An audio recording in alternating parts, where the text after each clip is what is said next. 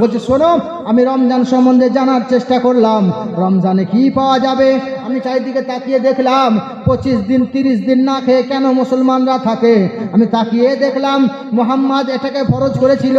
আমি তাকিয়ে দেখলাম জাপানের সায়েন্টিস্ট বলতে আছেন চুংচাং আপনার কিনা দুনিয়ার জমিনে এলান করে দিল, হে মুসলমানেরা শোনো, আপনার কিনা দুনিয়ার জমিনে যদি বছরে 30টা দিন বা 20টা দিন, বছরে 30টা দিন যদি না খেয়ে থাকো, না খেয়ে থাকলে তোমার শরীরে ক্যান্সার রোগ হবে না, তোমার শরীরে জীবাণুমুক্ত হয়ে যাবে, তোমার শরীরে যত নোংরা কীটাণু থাকবে সব কিছুকে ওই রোজা রাখার কারণে সব তোমার ধ্বংস হয়ে যাবে। রোজা রাখা ফায়দা হলো, উপকার হলো না? আরো ভিতরে প্রবেশ করুন। নামাজ নিয়ে আপনার কিনা দেখতে গেল সারাদিনে 5 বার নামাজ পড়তে হবে। যোগা গুরুকে প্রশ্ন করা হলো, বলুন আমি মুসলমান তোমার কাছে এসেছি, যোগা গুরু যে যোগা করায়, ব্যায়াম করায়, হ্যাঁ হ্যাঁ হ্যাঁ হ্যাঁ পু পু ছু ছু করায় না, ওই যোগা গুরু।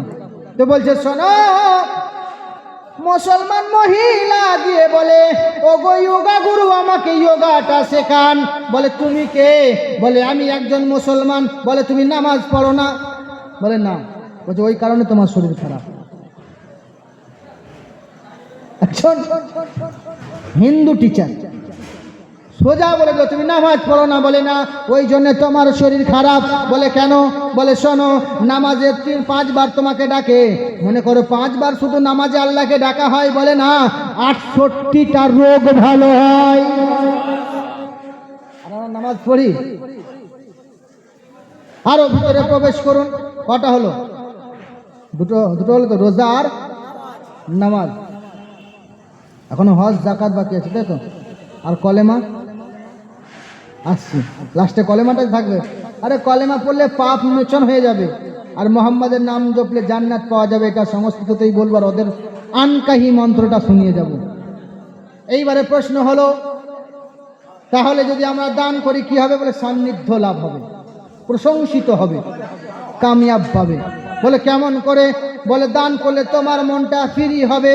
তুমি মানুষকে যখন দান করবে, তুমি মনে করেছো শুধু দান করলে তোমার ফায়দা। বলে না, আল্লাহ তোমাকে দিয়েছে, তোমার কাছ থেকে কেড়েও নিতে পারে, তাই পারে না? সুখ দুঃখ সবারই আল্লাহর হাতে, নসিবের ফের বলো কে পারে খণ্ডাতে। বলে বলেন সুখ দুঃখ সবারই আল্লাহর হাতে, নসিবের ফের বলো কে পারে খণ্ডাতে। তুমি তো পারো সওদাগরে মিসকিন বানাতে, সুখ দুঃখ সবারই আল্লাহর হাতে, নসিবের ফের বলো কে পারে খণ্ডাতে। শোনো গো মুমিন শোনাই কেমন তারা মুসলমান, নবীর মহাব্বতে তারা দিয়ে দিত আপন প্রাণ। শোনো গো মুমিন শোনাই কেমন তারা মুসলমান, নবীর মহাব্বতে তারা দিয়ে দিত আপন প্রাণ। আর বলি তো যাহাবার হোক না এই দুনিয়াতে, এর প্রতিফল পাবো রোজ হাসরেতে, এর প্রতিফল পাবো রোজ হাসরেতে। আরে শোনো গো মুমিন,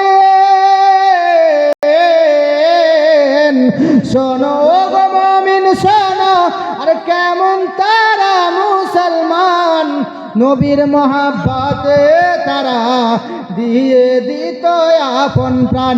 আর বলি তো যাহাবার হোক না এই দুনিয়াতে, এর প্রতিফল পাবো রোজ হাসরেতে। কোথায় ছিলাম আমি? নামাজ ছিলাম। নামাজও কোথায় ছিলাম? আমি দানে ছিলাম। দানে ছিলাম না? দান করলে মনটা শান্তি পাওয়া যায়। হ্যাঁ, একটা গজল শুনে ভুলে যাচ্ছেন?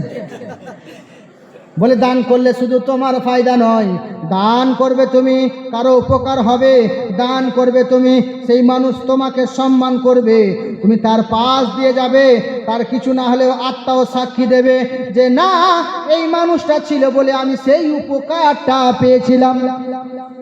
দান করা কটা ফায়দা হলো? দুটো ফায়দা হলো। চলো এবারে বলো দেখি ওগো বেদ প্রকাশক, আর কি ফায়দা হবে? রোজা, হজ করলে কি ফায়দা হবে? এবারে হজ আছে, হজ করলে কি ফায়দা হবে? বলে শোনো, হজ করলে কি করতে হয়? বলে শরীরকে ক্লান্ত করতে হয়।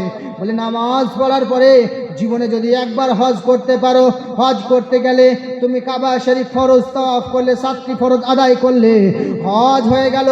কিন্তু শোনো, তুমি চলাফেরা দৌড়াদৌড়ি করার কারণে আমি আল্লাহ পাক আল্লাহ তাআলা তোমার শরীর থেকে ঘাম বের করব, আর যখন তোমরা সাফা মারওয়া ছুটবে আমি আল্লাহ রাব্বুল আলামিন তোমার শরীর থেকে মুসিবত দূর করে দেব। কটা ফায়দা হলো? এখানে ফায়দা হচ্ছে না? আবার যখন তুমি তওয়াফ করবে, আল্লাহকে ডাকবে, আমি আল্লাহ পাক তোমার কাছাকাছি হয়ে যাব। তুমি যদি আল্লাহকে পেতে চাও, আমি রব্বুল আলামিন তোমার মধ্যেই থাকবো, তুমি শুধু আমার জায়গাটা খুঁজে নাও, শুধু আমার জায়গাটা তুমি খুঁজে নাও, আমাকে রাজি করো। আল্লাহ পাক 4টি জিনিসের 4টি ফায়দা। কলেমা হলে কি হবে বলো? শোনো, এই কলেমা ছাড়া 4টে জিনিস বেকার, আর কলেমা যদি ঈমান না থাকে 4টে জিনিস বেকার, আর ঈমান যদি আনেন 4টি জিনিসে মালামাল। ঘরে দেওয়াল দিলেন, পিলার দিলেন, জানলা করলেন, সব লাগালেন, ছাদ নাই। ছাদ ছাড়া বাড়ি ঘর চলবে? থাকতে পাবেন না। আর ছাদ না থাকলে কি আছে? দেয়াল দিলেন, পিলার দিলেন, জানলা দিলেন, দরজা লাগালেন, বৃষ্টি পড়বে? বৃষ্টি পড়বে, রাতভর ঝরবে, আরে ঝরবে হাওয়া বাতাস, শান্তি পাবে না তুমি।